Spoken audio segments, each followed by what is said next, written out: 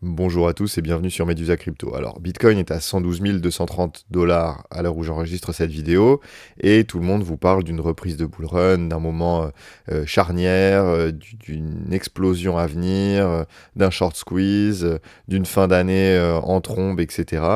Et pourtant, vous, vos altcoins, hein, si on regarde Others, hein, donc les cryptos du top 11 au top 125, donc c'est-à-dire les moyennes capitalisations, mais quand même assez capitalisé, hein, parce que du top 11 au top 125, c'est pas non plus le tréfonds de la crypto. Et vous voyez qu'on enregistre une performance sur quelques jours de l'ordre de moins 15%. Alors vous avez un peu une situation inédite où tout le monde vous dit que la fin d'année sera explosive, que ça y est, le bull run est en train de partir, etc. Mais vous, dans les faits, quand vous regardez vos portefeuilles, ce que vous voyez, c'est une contre-performance pour la majorité d'entre vous. Alors évidemment, si vous avez choisi les bonnes cryptos, vous enregistrez plutôt, quand le Other c'est à moins 15, vous enregistrez plutôt moins 10.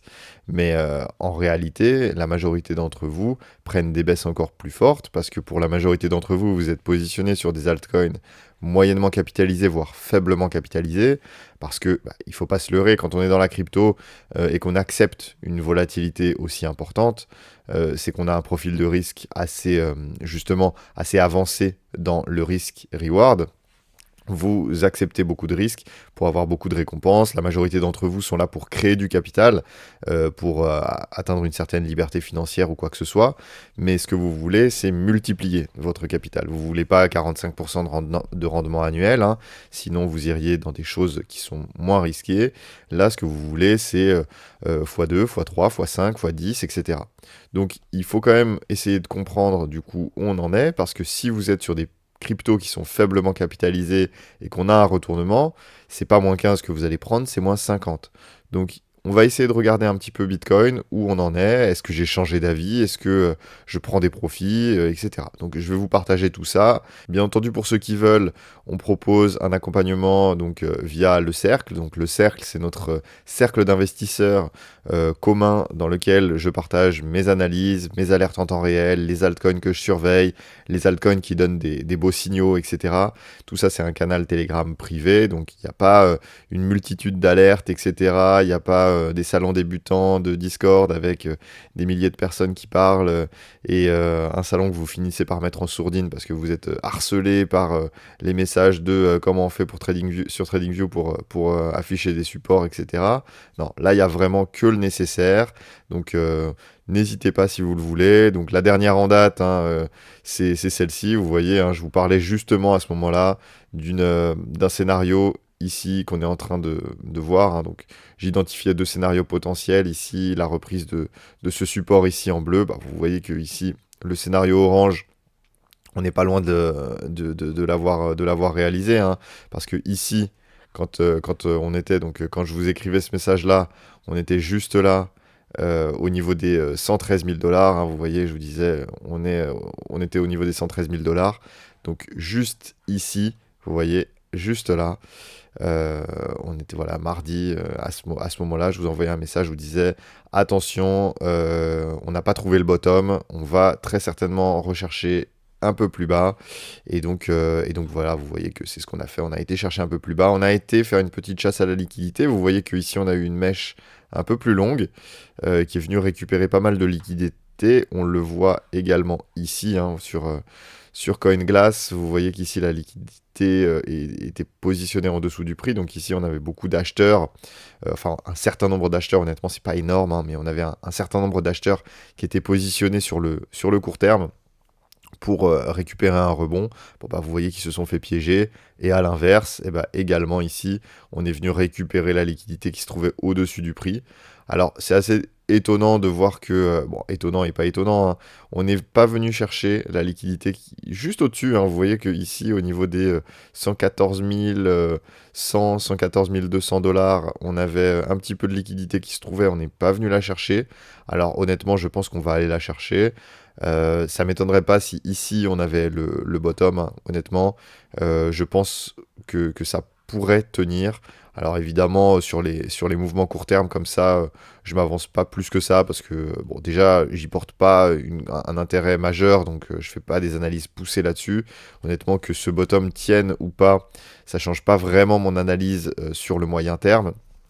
Donc ici, si on venait à faire ça, ou si on venait à faire ça, honnêtement, pour moi, c'est à peu près pareil, puisque ici, je ne vends pas mes cryptos, hein. Quand j'ai des indicateurs qui me tendent à faire penser que on va avoir une reprise haussière un peu plus importante que ça, hein, d'accord? Je joue pas des mouvements de l'ordre de 1%, d'accord? Ici, je joue pas non plus d'ailleurs des mouvements de l'ordre de ici à ici de 2,5%, d'accord? Je suis là sur une stratégie long terme. Moi, mon but, c'est de jouer des cycles, hein, de faire ce qu'on appelle communément du swing trading, donc c'est-à-dire se positionner sur des zones d'accumulation long terme et de venir récupérer des mouvements de hausse, d'accord?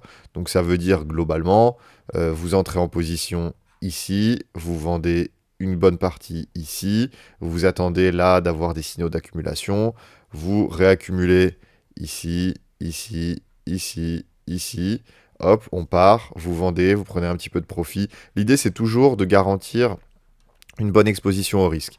Donc quand vous avez des grosses phases de hausse, vous réduisez votre exposition au risque, tout simplement.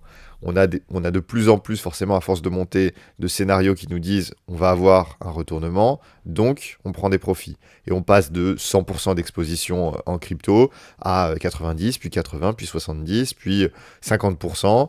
Et ensuite, bon bah voilà, quand on a des phases d'accumulation comme ça, et surtout quand on avait juste là des signaux aussi importants qui nous disaient qu'on allait avoir un retournement.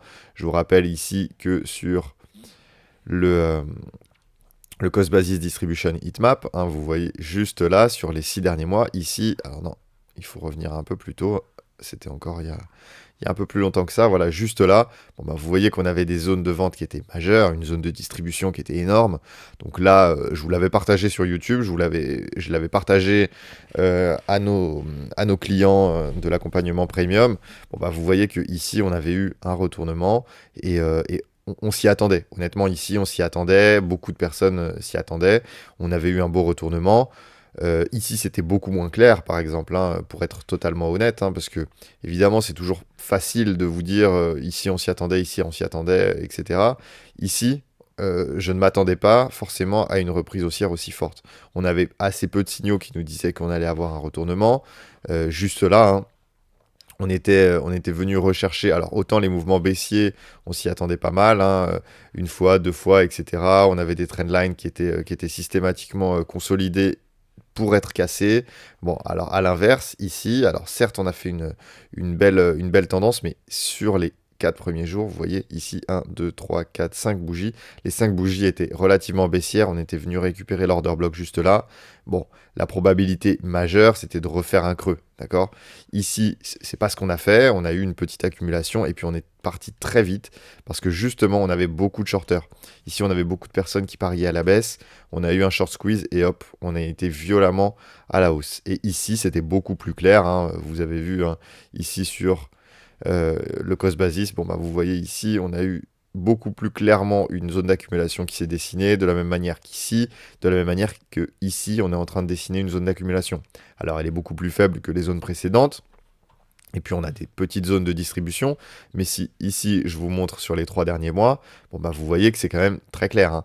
Vous avez certes des petites zones ici de distribution juste là, enfin ici il n'y a pas photo, hein. Le bottom ici local, il a été acheté, il a été solidement acheté, et donc je pense que ce bottom là et celui-ci, donc les deux lignes que vous voyez ici en rouge et en orange, elles ont servi de support et elles vont servir de support dans les prochains jours.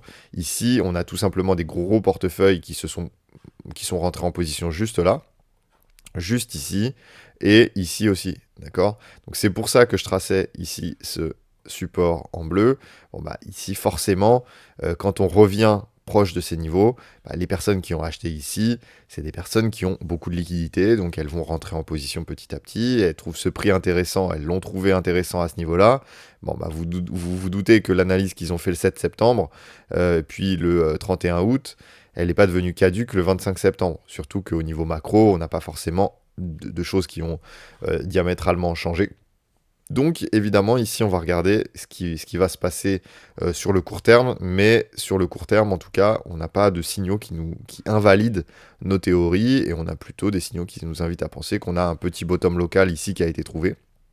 juste là, et qu'on devrait pouvoir comme ça remonter un petit peu plus haut, hop, hop. Alors évidemment, ce qu'on va regarder aussi, c'est au niveau des flux sur les ETF. Vous voyez que là, pour le moment, bon, bah, ça stagne, hein, on n'a pas forcément grand-chose. Alors vous avez eu des sorties, oui, effectivement. Vous souvenez que je regarde surtout le portefeuille de BlackRock. Moi, honnêtement, ce qui se passe ailleurs, ça m'intéresse quand même assez peu.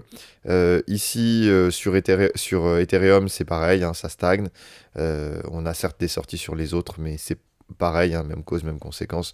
Je regarde pas forcément les ETF des autres vendeurs d'ETF. Ici, hein, on a ici un BlackRock qui conserve ses Ethereum, et donc ça, c'est plutôt positif. Au niveau du P-Cycle Top Indicator, on est revenu justement sur cette borne basse. Donc on est en train de la retravailler. Elle est actuellement à 112 500 $, hein, la borne basse du canal. Généralement, quand on casse la borne basse de ce canal, on s'installe un peu plus longuement dans une phase de consolidation, hein. Vous voyez que ça a été le cas ici, ça a été le cas ici et ça a été le cas ici. À l'inverse, quand on vient simplement le toucher puis rebondir dessus, c'est généralement des phases plus courtes. Sur ce cycle, Bitcoin, il a tendance à nous faire deux choses assez différentes, c'est-à-dire des zones. Donc là, on est constamment sur accumulation, expansion, accumulation, expansion. Ok, on n'a pas trop de retracement profond, hein. Le seul dont on a eu affaire, c'est celui d'avril 2025, hein, qui était lié cette fois-ci à la macroéconomie. Pour le coup, on a vraiment eu un impact fort de Donald Trump, des droits de douane, et surtout du fait que les droits de douane ont empêché la Réserve fédérale américaine de continuer son rythme de baisse de taux, parce que ici, sur toute cette première phase de cycle-là, on avait non pas des baisses de taux qui étaient actées, mais on avait des baisses de taux qui étaient à venir. On avait commencé un cycle de baisse de taux sous Biden, et ce cycle, il a été abandonné, suite justement à la politique de Donald Trump, sur des droits de douane à venir, etc. Et donc en fait, tout ça, c'est venu stopper net l'idée qu'on allait avoir des baisses de taux et donc un afflux de liquidité. Et donc on a eu comme ça un rebalancing entre des positions qui étaient mises, progressivement sur les marchés à risque, hein, donc sur les marchés actions, et crypto, etc., qui sont petit à petit revenus sur de l'obligataire. Et là, justement, le rythme de baisse de taux qui a été engagé, avec justement une première baisse de taux le 17 septembre, qui devrait être suivie par d'autres baisses de taux, hein, si on regarde ici au niveau des probabilités. 92% toujours de probabilité d'avoir une baisse de taux sur la prochaine réunion qui aura lieu d'ici un mois, le 29 octobre. Bon, bah, vous voyez qu'ici, sur Trueflation, on a toujours une inflation qui est maîtrisée. Pareil, hein, tous les 15 jours, on a une mise à jour des chiffres, hein, donc les premiers et les 15 du mois, on a des mises à jour. Vous voyez qu'ici, la mise à jour du 15, elle nous a fait baisser notre taux d'inflation. Bon, bah, c'est plutôt positif. On est en train de stagner aux alentours des 2%. On a une macroéconomie qui est relativement stable, une économie qui est saine, etc. Donc ça, ici, on le voit également sur les chiffres, hein. Vous voyez que bon, les PMI sont en retrait, évidemment, mais vous voyez que ça tient globalement, hein, 53,9, on attendait 54. Bon, bah voilà, effectivement, les PMI sont un peu faibles sur les services et les PMI manufacturiers, mais l'économie se porte bien aux États-Unis. Alors, c'est un peu moins le cas en Europe. Bon, c'est pas l'Europe qui fait le marché. Ici, on va avoir les inscriptions au chômage aujourd'hui à 14h30. On va regarder ça, mais on devrait stagner, on devrait avoir des inscriptions au chômage qui ne devraient pas nous surprendre outre mesure. Alors effectivement, les ventes de logements neufs, c'est pareil, hein, on va regarder ça, mais on a peu de surprises attendues. Au niveau du PCE Core, bon, bah, vous voyez, hein, on en a parlé, mais l'inflation, elle stagne, donc on devrait avoir un PCE Core qui devrait stagner. Donc la macroéconomie se tient, vous voyez, il n'y a pas d'alerte à ce niveau-là. Et c'est plutôt positif, hein, parce que ce qu'on veut, c'est justement une tendance claire, une tendance claire. Et la tendance, c'est des baisses de taux. Et donc pour ça, il faut que l'économie tienne et que l'inflation soit maîtrisée. Et si c'est le cas, Powell petit à petit va baisser ses taux pour revenir à un taux aux alentours des 3%, hein, c'est la cible qui est donnée entre 3 et 3,25. On devrait l'atteindre d'ici juillet 2026. Honnêtement, je pense que on aura trouvé notre top dans la crypto bien avant ce moment-là. Mais bon, on verra, de toute façon, c'est beaucoup trop loin pour pouvoir anticiper quoi que ce soit sur les marchés. Au niveau ici de l'accumulation des baleines, vous voyez que c'est toujours le cas, hein. Ici, on a des pastilles rouges.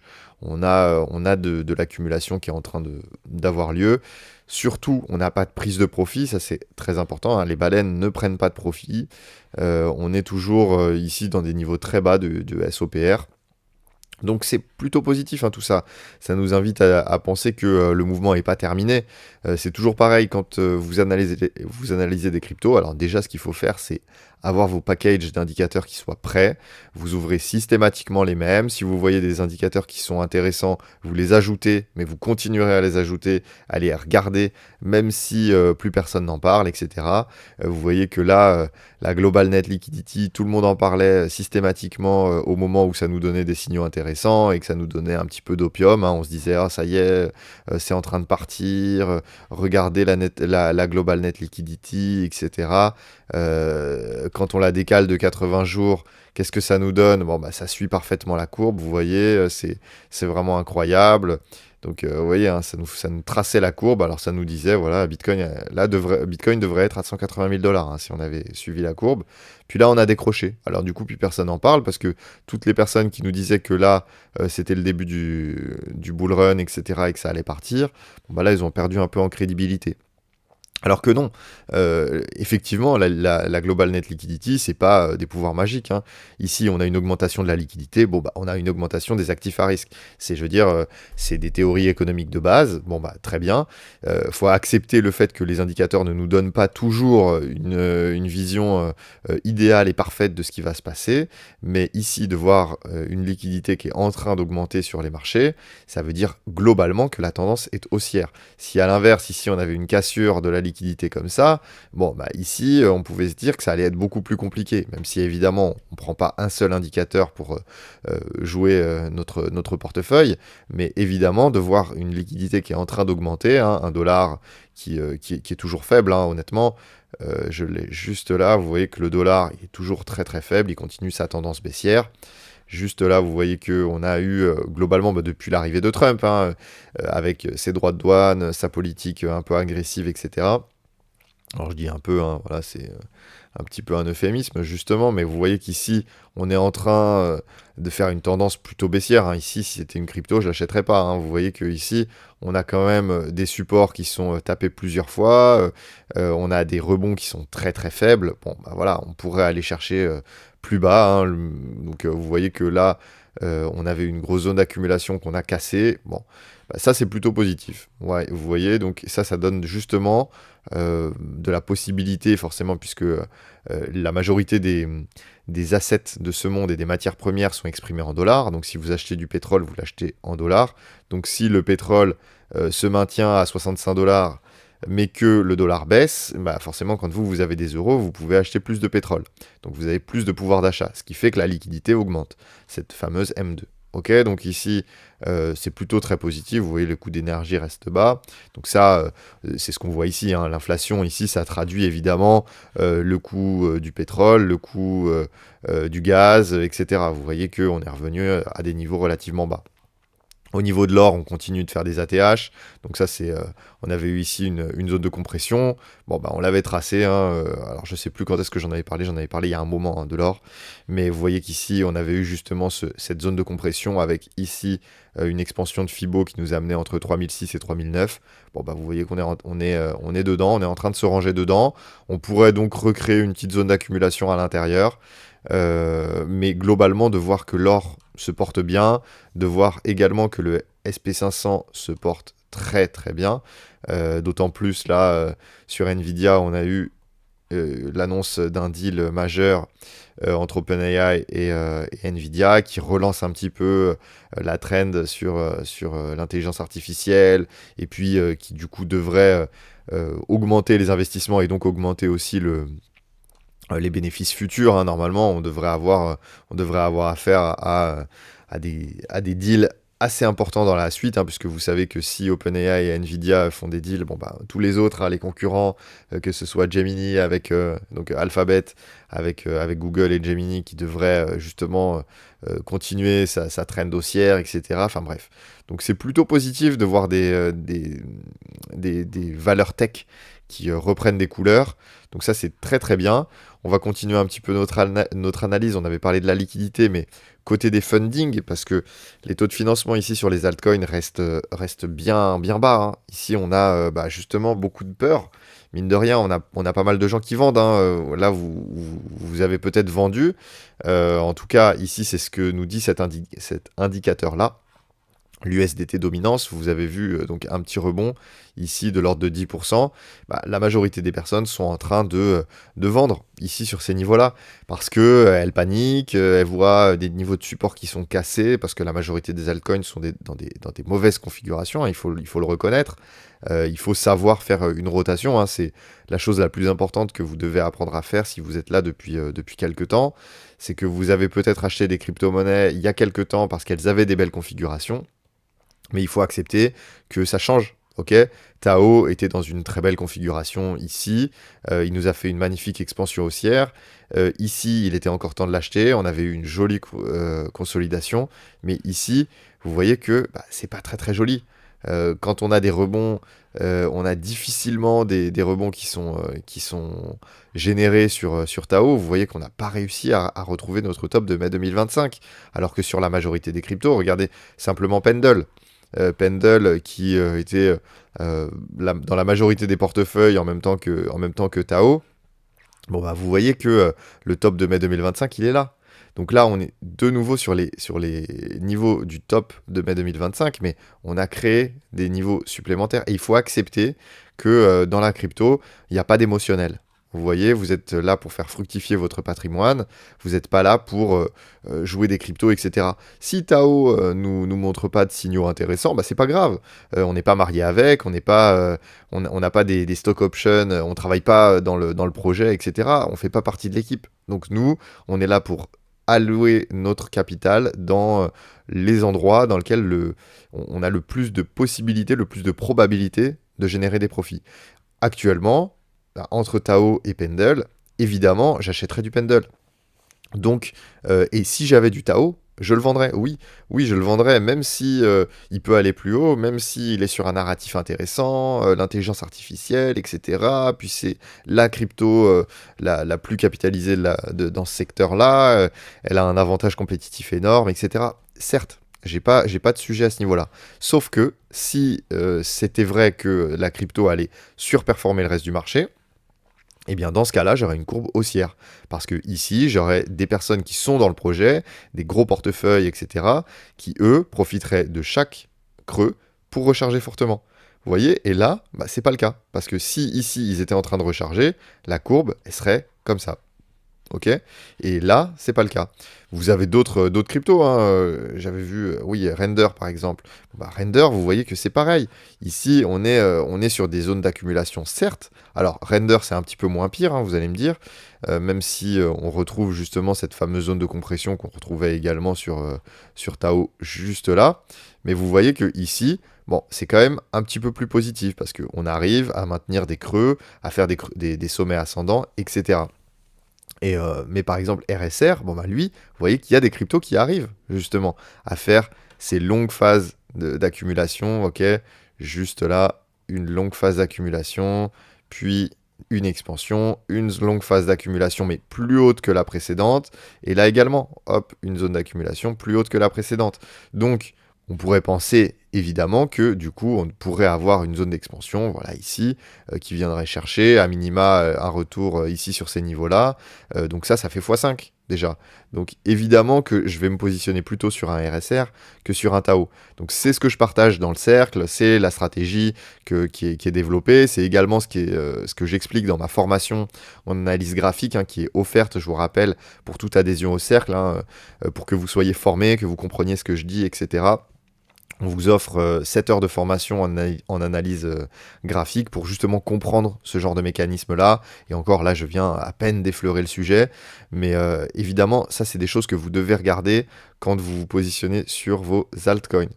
Donc j'ai fait pas mal de digressions, hein, je m'en excuse si ça vous gêne, mais vous voyez qu'ici au niveau de l'analyse de l'order flow, ici la chose très intéressante que je voulais vous montrer, c'est que ici sur les mouvements baissiers, donc ici vous voyez qu'on a des fundings qui baissent pendant que le prix monte, et on a un order flow qui augmente.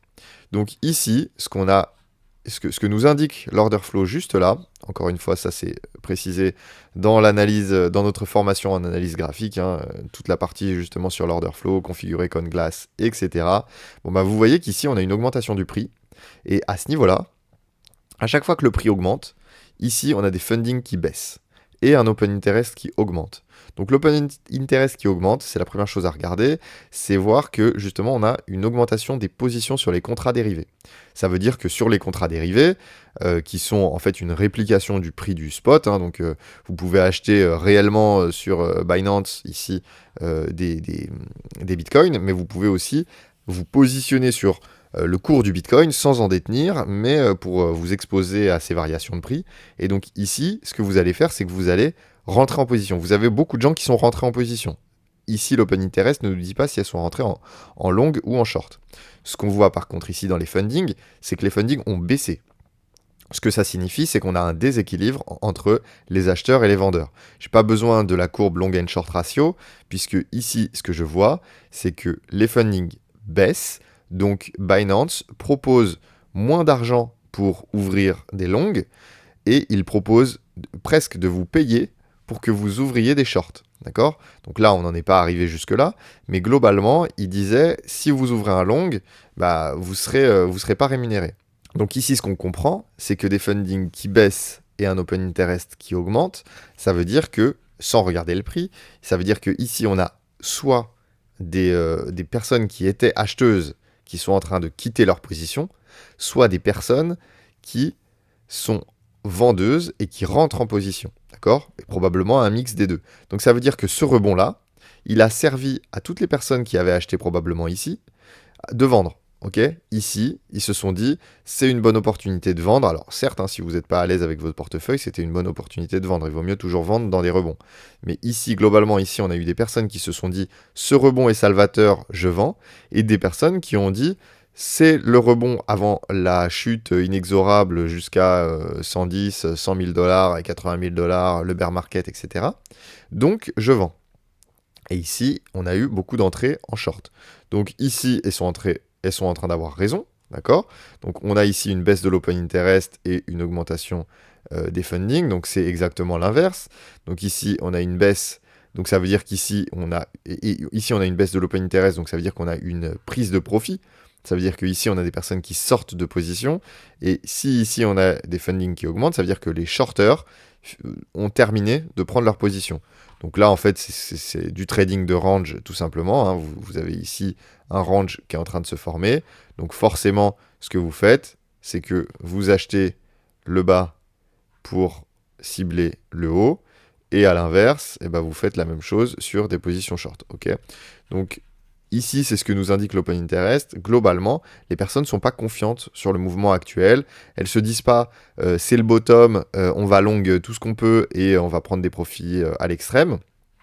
Ici, vous voyez que globalement, les personnes ne sont pas très très confiantes.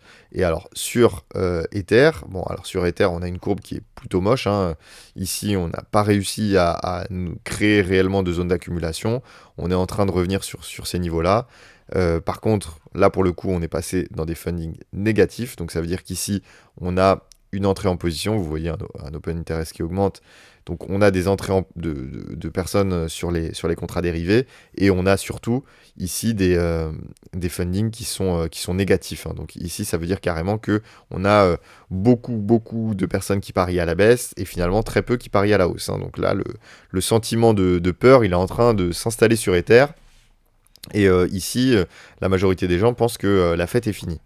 Donc, on va continuer un petit peu notre analyse et regarder ça sur la totalité des altcoins.